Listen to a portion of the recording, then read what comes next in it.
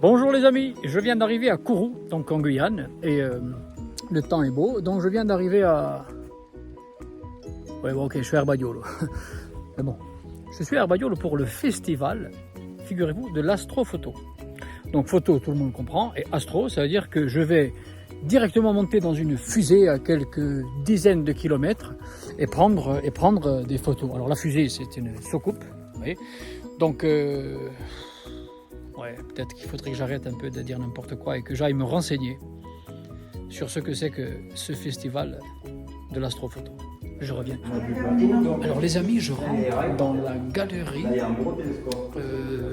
permanente donc d'astrophoto Stelle dei Corsica. Alors vous allez voir, ça c'est magnifique. Ce sont des photographies du ciel et on va voir comment on prend une photo. C'est pas un simple cliché, c'est beaucoup plus compliqué que ça. On part de suite avec Jean-Claude pour l'explication. Bonjour Jean-Claude, est-ce que tu peux te présenter brièvement et répondre à une question que je me pose depuis tout à l'heure?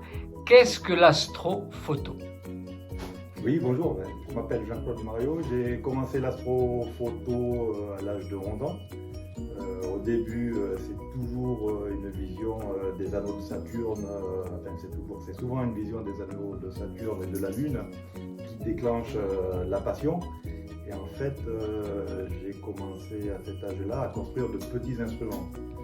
Ces petits instruments, on les pointe vers le ciel et puis on voit des choses qui sont merveilleuses et dont on n'aurait même pas imaginé la possibilité de voir ça. Et ensuite, on rentre dedans et on essaie de faire de plus en plus de choses.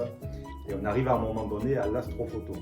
Alors l'astrophoto, dans les années où je l'ai connue, c'était très difficile parce qu'en fait, on avait des papiers photographiques argentiques. Et il était très difficile d'obtenir une image d'un objet. Et par contre, depuis une vingtaine d'années, l'évolution des capteurs numériques sur les appareils photo grand public a été une révolution totale et permet aujourd'hui de faire des choses qui sont complètement, pas invraisemblables puisqu'on les fait, mais inimaginables de faire ça il y a 30 ans en arrière. On arrive maintenant à faire des images qui sont aussi jolies que les grands observatoires professionnels, avec des moyens qui restent des moyens d'amateurs. Et là, j'ai une question qui me vient, c'est-à-dire quand on fait des photos, de l'astrophoto, c'est pas un simple appareil photo ou quelque chose comme ça. Comment on fait pour... Alors, détrompe-toi, parce qu'on peut faire de l'astrophoto avec un simple appareil photo. C'est-à-dire qu'un simple boîtier photographique avec un objectif qui a un peu de grossissement, ce qu'on appelle un téléobjectif, va permettre d'imager certains objets de la voûte céleste, notamment les grandes étendues de nébuleuses, la Voie lactée, les constellations. Donc on peut très bien commencer avec un instrument grand public qu'on va trouver chez n'importe quel vendeur d'appareils photo. Bien sûr, on va pouvoir utiliser des télescopes qui vont permettre une meilleure vision des choses ou de faire des objets qui sont de plus en plus petits, mais ce n'est absolument pas nécessaire et d'ailleurs c'est très bien de commencer par de petits appareils pour apprendre la maîtrise de ces appareils et ensuite d'aller vers des objets qui sont de plus en plus difficiles, mais cela veut dire des budgets plus importants. Donc il est vraiment important de commencer par des choses très simples et de progresser pas dans la discipline. D'accord. Et là, dernière question, parce que quand même ça me surprend, moi qui suis d'Herbadiolo, c'est comment je veux dire, un festival d'astrophoto à Herbadiolo avec l'association donc Stelle Nostre, et puis je sais qu'il y a Stelle dei Corsica. Comment ça se passe? C'est facile, c'est la rencontre Alors c'est toujours la rencontre de gens qui ont des objectifs communs. On ne partage pas tout en commun, mais on a un objectif à un moment donné, une sensibilité pour quelque chose. La diffusion de cette discipline avec d'autres personnes, une proximité avec la nature. L'astrophoto, c'est quelque chose qui nous permet d'être dans des endroits un peu loin de pollution lumineuse, donc ça veut dire des endroits plus en forêt ou en montagne, avec une sensibilité particulière pour les choses belles de la nature. L'univers, c'est peut-être une des choses qui soit les plus belles qui existent.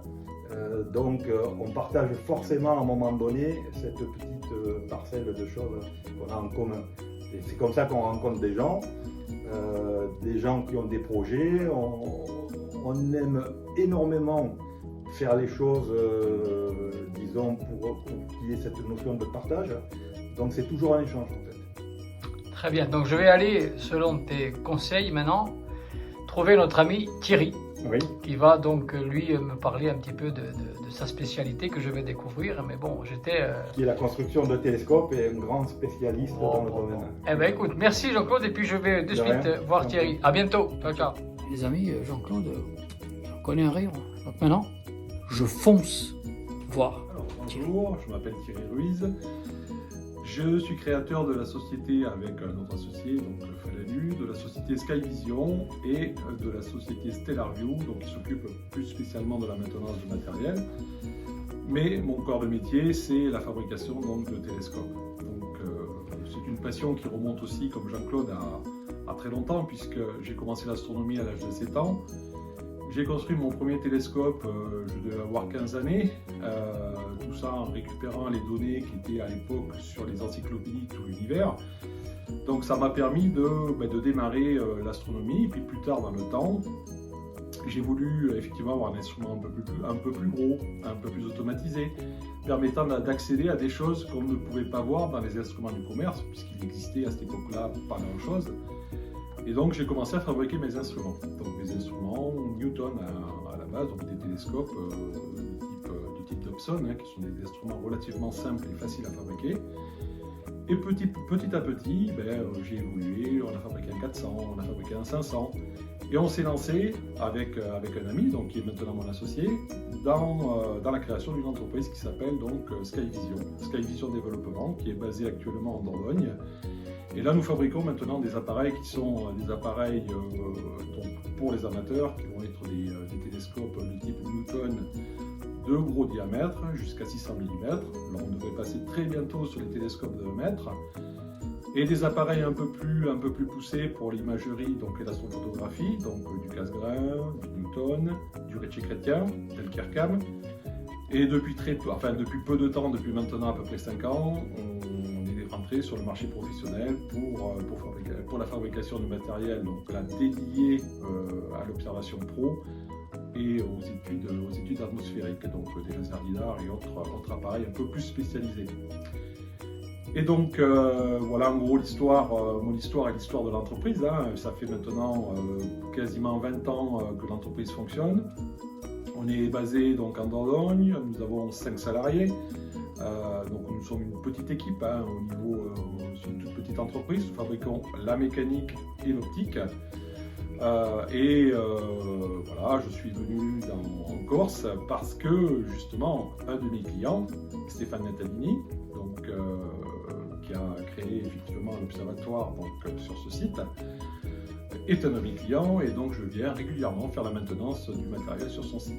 Et comment, encore une fois, je disais à Jean-Claude tout à l'heure que moi qui suis de ce petit village, je ne m'imaginais pas, on regardait nous les étoiles quand on était petit bien évidemment, mais il paraît, alors je voudrais avoir ton avis de spécialiste, il paraît qu'il y a certains endroits dans le monde qui sont plus favorables effectivement à observer et à photographier les étoiles. Et donc, est-ce que Herbaïol, c'est quand même un de ces lieux, je dirais, propices à ce genre d'activité? Alors, tout à fait. Alors moi, me déplaçant quand même pas mal, j'ai eu l'occasion d'observer sous différents cieux, en particulier même à l'étranger, que ce soit au Maroc, en Algérie, en France.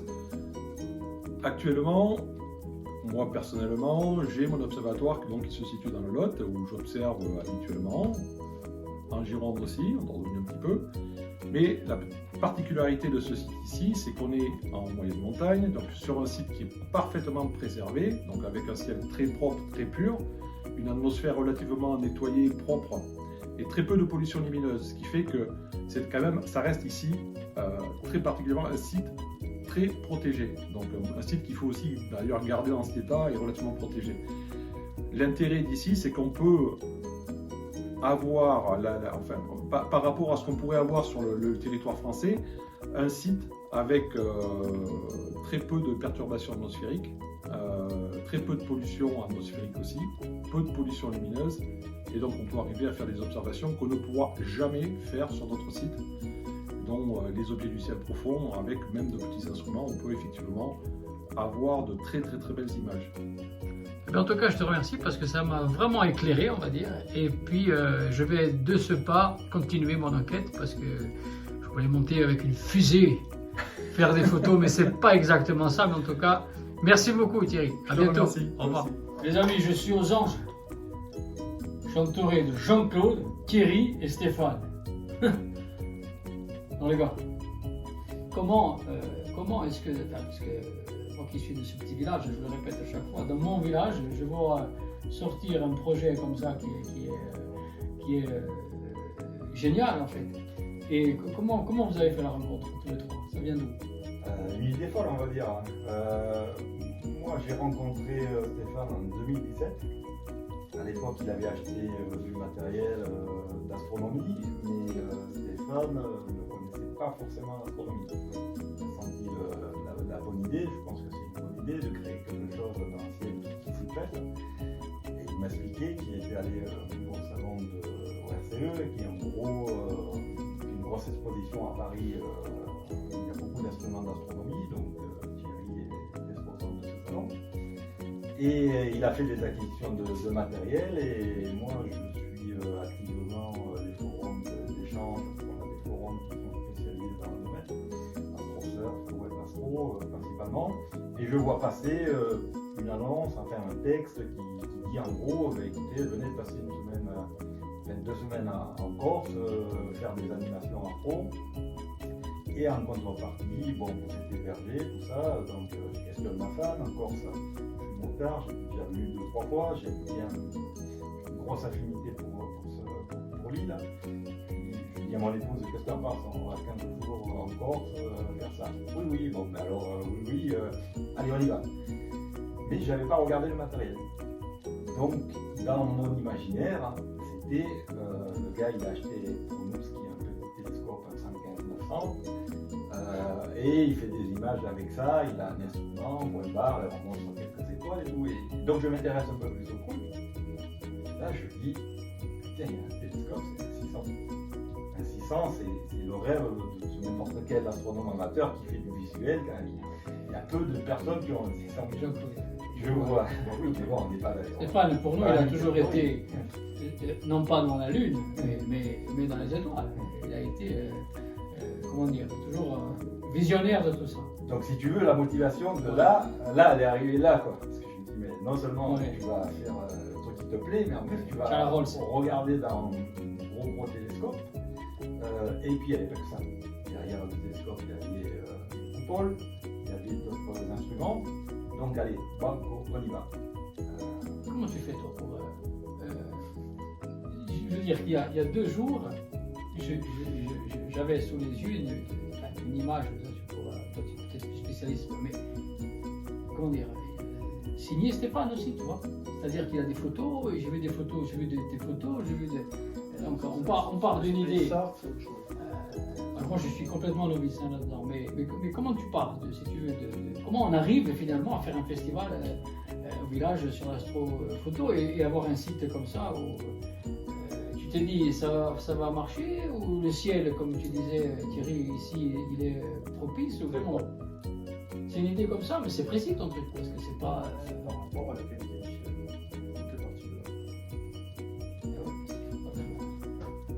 Et Thierry, toi là-dedans, Moi c'est particulier puisque Stéphane nous a rencontrés donc, au Salon du ciel et de l'espace donc, à Paris, comme disait Jean-Claude tout à l'heure, il y a donc maintenant 5 années, et il est venu nous voir avec son projet, en nous présentant un peu les grandes lignes de ce qu'il voulait faire.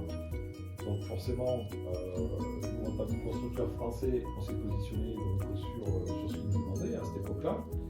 Et c'était un projet qui nous intéressait aussi, puisque ça nous donne aussi malgré tout une visibilité en termes d'entreprise. Il faut rester aussi super. Donc on est parti ensemble et j'ai trouvé moi ce projet assez ambitieux et surtout très couillu.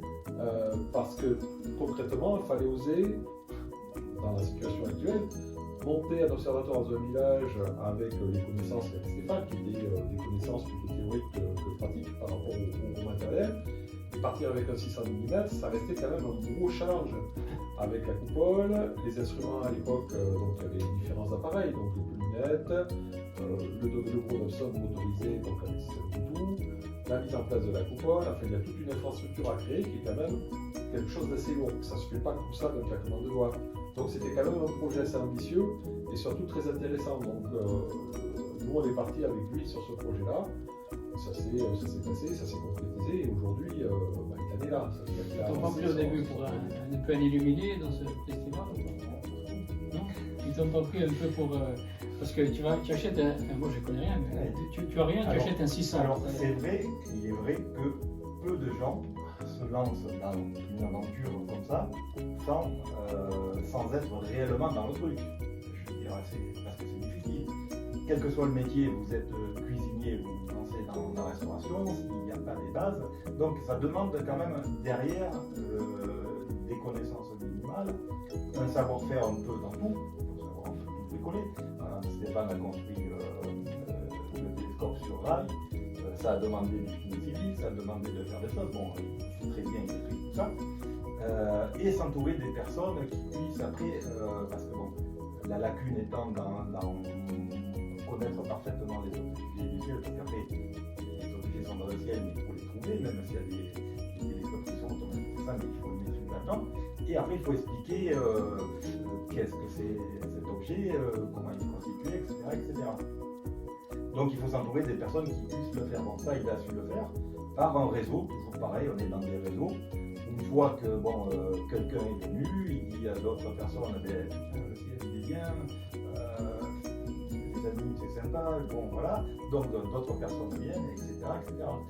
Et à un moment donné, dans les discussions, tout ça, Stéphane a dit, tiens, qu'est-ce qui te ferait, qui te botterait entre guillemets? Moi j'ai dit, j'aimerais bien mettre un télescope ici. Parce que les conditions pour imager le ciel sont plus favorables que Du chez coup, moi. tu as mis un télescope. Du coup, j'ai mis un télescope ici, on a fait ça l'année dernière, alors toujours pareil, on l'a fait à deux. Voilà, on a tout fait nous-mêmes. On a tout fait nous-mêmes. Et en fait, je veux dire, celui qui habite en Corse ou même ailleurs, on va dire, s'il vient aujourd'hui à Herbadiol, au village, il a la possibilité d'observer, c'est ça, d'observer le ciel. Et puis aussi, il a comment dire, pas des conférences, mais il est guidé. Un accompagnement par rapport à l'utilisation du matériel, ça veut dire qu'une personne aujourd'hui, un pur débutant qui vient ici, qui a envie de découvrir l'astronomie, peut accéder à un système de certes, on sera là pour l'accompagner et pour faire toutes les manipulations parce que c'est du matériel qui nécessite quand même quelques compétences à l'usage. Et on sera là donc pour l'accompagner et lui faire découvrir le ciel avec le matériel à la disposition. Et toi Thierry, quand tu vends le matériel, je veux dire, est-ce qu'en Corse, il y a un autre lieu comme ça? Non, même en France, je ne sais pas. En France, on a différents lieux, il y a plusieurs observatoires, on va dire soit associatifs, soit privés, qui ouvrent ses portes de façon régulière. Donc on a ça un peu partout sur la France. À ma connaissance, j'ai aujourd'hui 5 observatoires qui sont équipés avec du gros matériel, accessible au public, mais que pendant une certaine période de l'année. Là, il y a possibilité de voir avec Stéphane pour pouvoir justement bénéficier de périodes hors zone estivale. Et une question cliché, c'est-à-dire qu'en fait, le ciel, c'est pas que l'été. Et non, le ciel en hiver est beaucoup plus intéressant que le ciel d'été. Le ciel d'été est facile parce qu'il fait bon, il fait chaud et que c'est agréable. Maintenant, le ciel d'hiver est un peu plus délicat parce qu'il fait froid, parce qu'on va avoir des températures notamment les montagnes, donc il va faire un peu plus frais. Mais par contre, on a un ciel qui est magnifique, avec des objets qui sont vraiment spectaculaires et vraiment très beaux. Les amis, vous avez entendu? On m'a toujours dit que j'avais la tête dans les étoiles. Eh ben, en tout cas, vous allez pouvoir venir à Herbadiol, d'accord? Observer le ciel, grâce à l'association de Stéphane, avec l'appui de Jean-Claude, et je vais me remettre droit parce que sinon ça fait un peu, tu sais, le truc, et l'appui de Thierry. On vous dit à bientôt à Herbadiol et vous aurez tous les renseignements en dessous sur l'entreprise de Thierry, sur les photos de Jean-Claude et bien évidemment sur l'association Stelle Nostre et l'observatoire Stelle Dego, c'est in Herbadiol. Au revoir. Vous avez vu les amis? la rencontre, Thierry, Jean-Claude, Stéphane, là ils discutent tous ensemble. Nous ce qu'on va faire, je vais aller maintenant vous faire visiter tous les télescopes, les appareils, etc. Les amis, d'abord on va faire la découverte du fameux, ce que disait Jean-Claude là, hein, quand il pensait qu'ici on était, tu vois, on était dans les années 1650 et qu'on avait qu'un dé à coudre. Non, on avait le fameux télescope 600 construit par Thierry. Thierry, est-ce que tu peux nous en dire un peu plus sur cette bête, on va dire? Oui, alors c'est un télescope de Newton, donc motorisé en alt azimutal. Donc c'est un appareil qui va se déplacer, donc il est Bluetooth, donc il se déplace par commande informatique. Donc c'est déjà un instrument de gros diamètre qui est ouvert à 3,3, donc il va permettre de faire du grand champ. Donc un instrument qui va permettre de voir des objets soit très gros, soit très petits en fonction du type d'oculaire qu'on va utiliser dessus. En tout cas, Thierry, toi tu es déjà grand, on va dire. Et à côté du télescope, on mesure quand même, voilà, Voilà, si je le mets par exemple effectivement au zénith, on va avoir un instrument qui fait un peu plus de 2 mètres, hein, qui va faire à peu près 2,20 mètres. Hein. Donc on a ce qu'il faut effectivement un escabeau pour pouvoir accéder assez facilement à l'oculaire. Ok. En fonction des objets qu'on pointe. Et avec ça, tu peux regarder.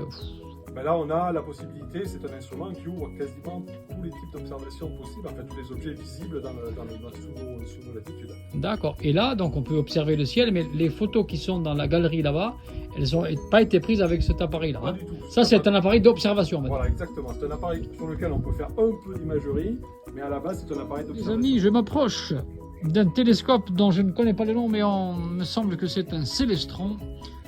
Jean-Claude, est-ce que tu peux m'aider? Parce que là, c'est un Célestron 11. Cet instrument est un Célestron 11, 280 mm de diamètre, et on est dans des objets qui sont très compacts. En fait, si on avait, il y a différentes formules optiques, mais si on avait une formule lunette, Ouais. on serait sur une lunette de 2,80 m de long. Simplement, ce qui se passe dans l'appareil, il y a divers miroirs qui font que la lumière qui vient des étoiles fait des allers-retours dans le télescope pour au final sortir sur le renvoi coudé qui est là, qui permet de mettre un oculaire, et c'est par ici qu'on regarde. D'accord. La monture qui est en place est une monture équatoriale, c'est-à-dire qu'en fait il y a un alignement particulier qui fait qu'une fois qu'elle est alignée, avec uniquement un mouvement, on arrive à suivre des objets du ciel pour pouvoir les imager pendant plusieurs... D'accord. Et le tour, là, le tour, Alors ça, la coupole... il y a une coupole, je vais me reculer pour mieux l'observer. La coupole, ouais, tu te mets dedans en fait. On appelle oui. La Ouais. partie, lorsqu'on observe, on est à l'intérieur de la coupole, il y a une porte qui permet d'entrer sur le côté. La partie d'en haut s'appelle le cimier, qui peut être monté ou descendu pour la pluie, lorsque la coupole est fermée, c'est descendu. Et ensuite, la coupole, il faut la tourner en fonction des objets qu'on regarde. D'accord. Donc, l'avantage de la coupole, c'est qu'il y a très peu de prise au vent. C'est très hermétique. Et au niveau des turbulences et tout, il y a un bon équilibre de la température qui permet d'avoir moins de turbulences. Eh bien, en tout cas, donc Célestron. Célestron 11. Célestron 11, deuxième appareil.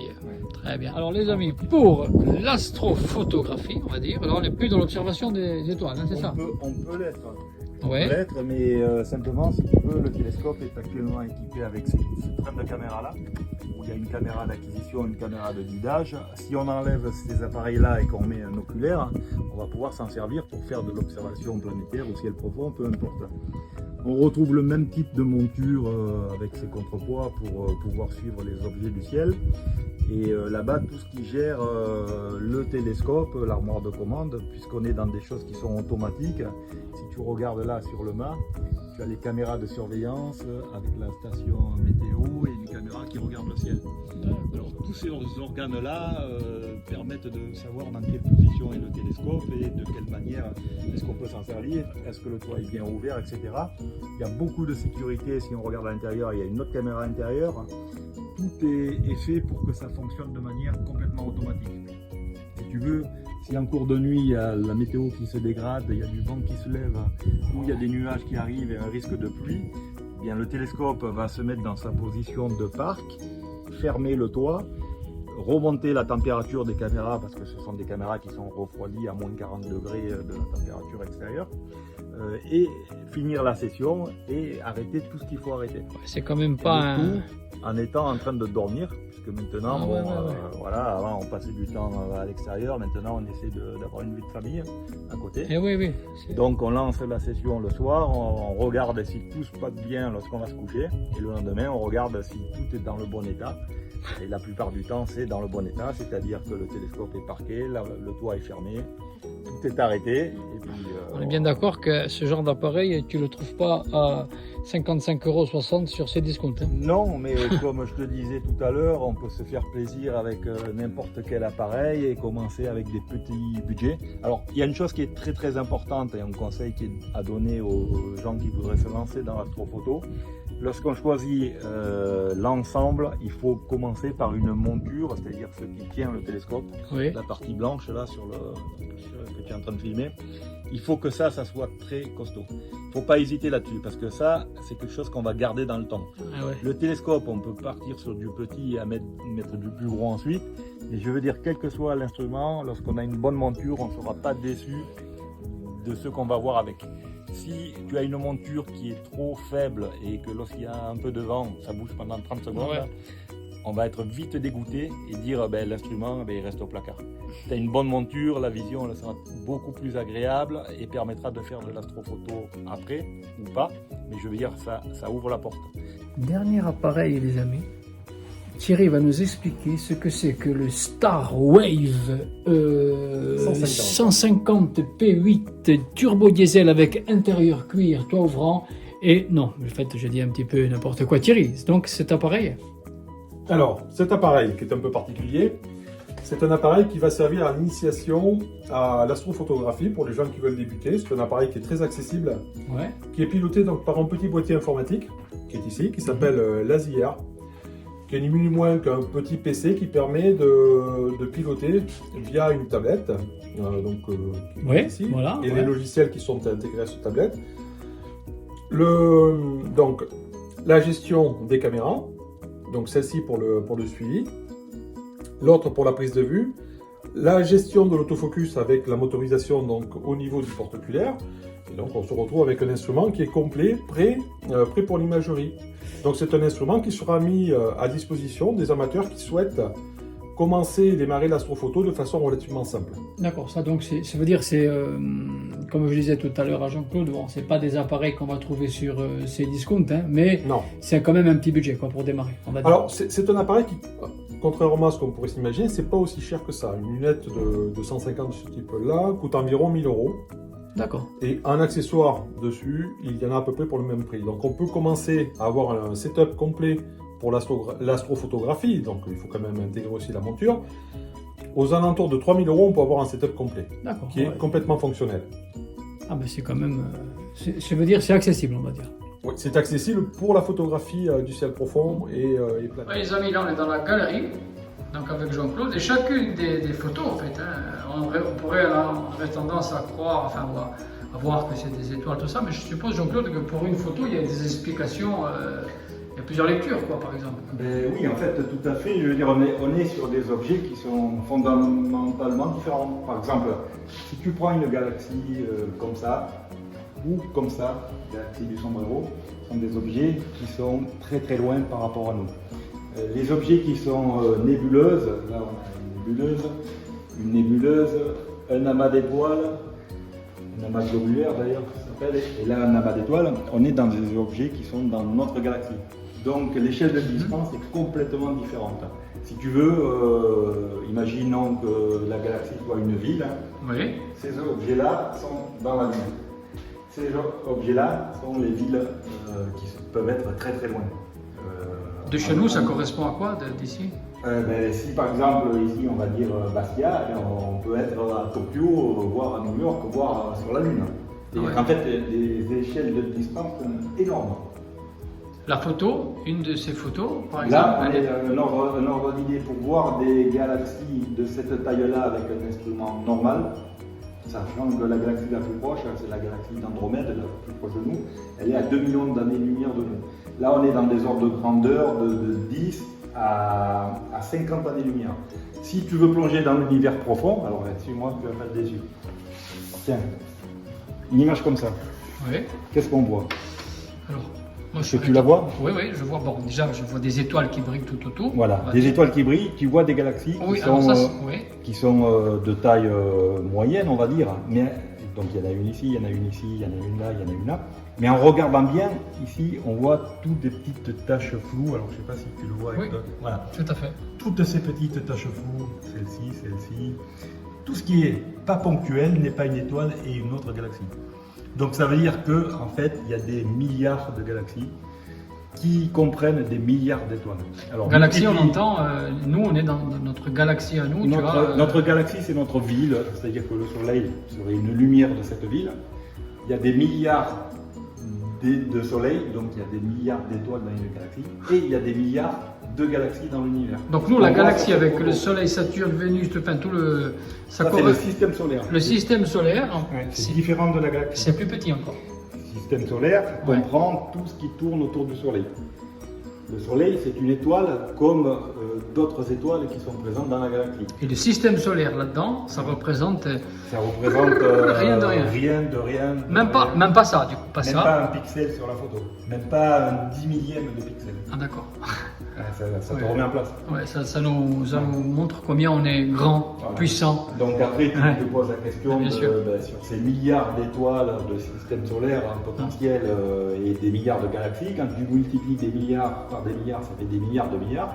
Et donc des milliards de milliards où potentiellement il peut y avoir d'autres planètes qui orbitent. Ah oui. Voilà. Bon, lorsque j'ai commencé l'astronomie, on ne savait pas qu'une exoplanète, c'est une planète qui orbite hors du système solaire, c'est-à-dire sur une autre étoile que le Soleil. On ne savait pas que ça existait. On en a trouvé dans les années 95, un Suisse qui a fait la première découverte, Queloz. Ensuite, on en a trouvé de plus en plus et maintenant on en est à aujourd'hui à environ 7500 à 8000 exoplanètes. Alors bien sûr, on trouve pour l'instant les plus grosses parce qu'on n'a pas les moyens d'aller chercher les plus petites. Il est très difficile de trouver des exoplanètes, mais on en trouve de plus en plus. Donc je veux dire, la question ne se pose plus. On sait maintenant qu'il y a d'autres planètes que la Terre, sur d'autres qui orbitent autour d'autres étoiles que le Soleil. Puis en fait, quand on est spectateur, au-delà des explications, forcément, il y a aussi l'aspect, je veux dire, esthétique, hein. Même artistique, parce que ça veut dire, c'est quand même, on dirait, moi ça me fait penser, tu sais, aux fresques qu'il y a dans les églises parfois. Oui, exactement. Alors maintenant, tu as des procédés justement qui s'appellent le starless. Alors le starless est beaucoup appliqué sur les images de nébuleuses. Ça veut dire que le starless, on enlève les étoiles. Il y a des logiciels qui peuvent le faire. Et une fois que tu as enlevé des étoiles sur une image, par exemple, comme ça, bon, j'ai un exemple quelque part, mais bon, imaginons que tu enlèves toutes les étoiles, tu te retrouves avec quelque chose de très pastel, qui ressemble à un tableau. Ça ressemble à un tableau.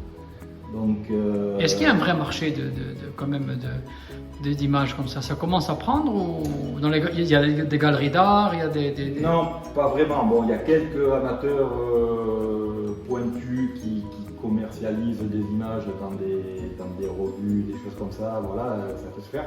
Mais la plupart d'entre nous, on est dans du free. Voilà. C'est-à-dire même au point de vue des logiciels.